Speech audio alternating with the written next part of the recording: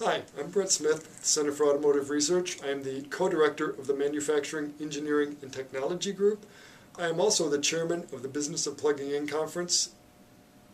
All right, Brett, what is the Business of Plugging In? The Business of Plugging In is a conference that started in 2009 here in Southeast Michigan, and it really drives home the challenge of what is that business of plugging in. Creating a model that says, yes, we can make these fabulous technology electric vehicles work in a cost-competitive, in a real-world environment. That project, that conference has created, I think over the last couple of years, a lot of energy and has become one of the 2 or 3 key electric vehicle conferences every year in North America. And considering we just started 2 years ago, we think that energy, that momentum is really important for Southeast Michigan and for the industry to try to prove that this technology can work.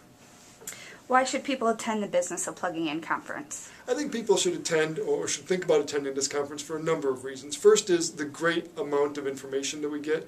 We have 3 days, 2.5 days of panels, of discussion, a lot of interaction between experts, between the people that are really trying to create the business models, the ones that are putting their money into it, the ones that have the ideas, have the plans, have the strategies, communicating that message out. I think it's also very valuable because we have a ride and drive. Last year we had a ride and drive, and it was the first time we had a Leaf, a Prius, a plug-in Prius, and a Volt in the same ride and drive anywhere in the country, in fact anywhere in the world. This year we'll have more great vehicles, and it is worth getting seat time in all of these vehicles.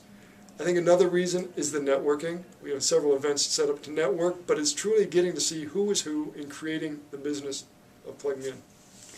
And what will people take away from the conference? What are the takeaways? Takeaways, I think, are a couple of things. One, there's a lot of great things happening in the electric vehicle world, whether it be battery electric, whether it be plug-in hybrid electric or extended range electric vehicles. There's enormous things happening. There's good things happening on the charging side of the equation with utilities working out new business models. But I think the key thing to take home is, while there's great things happening, there's enormous challenges, and if we work together and really go down this pathway, there's some great opportunity.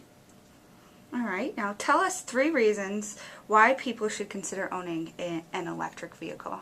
I've just spent the last several days driving a PEV, and I can tell you from personal experience. One is, it really is great to not use gasoline. I just spent 4 days without using gasoline, and then went back to my old car, my truck, sport utility, and put in $60 worth of gasoline into my old truck and thought, wow, that's a lot of money. The other is, they're really fun to drive. You hear people say that, and I've got to admit, they're right. The torque, the power, the torque curve is so flat on these vehicles.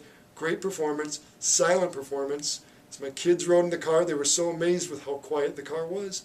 I think another reason is, in the long run, it's a viable, sustainable model that we all can work with and live with in this industry. Any electric vehicle myths you'd like to debunk?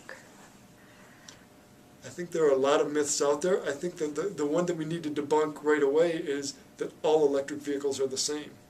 There's a wide range of technologies. There's a wide range of strategies by these companies. And whether it's, as I mentioned earlier, a battery electric vehicle, which has only a battery, whether it's a hybrid battery or a plug-in hybrid electric vehicle, which uses a smaller battery but still has some electric range, or an extended range electric vehicle, lots of technology. It's going to be a challenge to, in essence, inform the consumers what those technologies are and help them understand the differences and kind of the myths that surrounding some of those differences.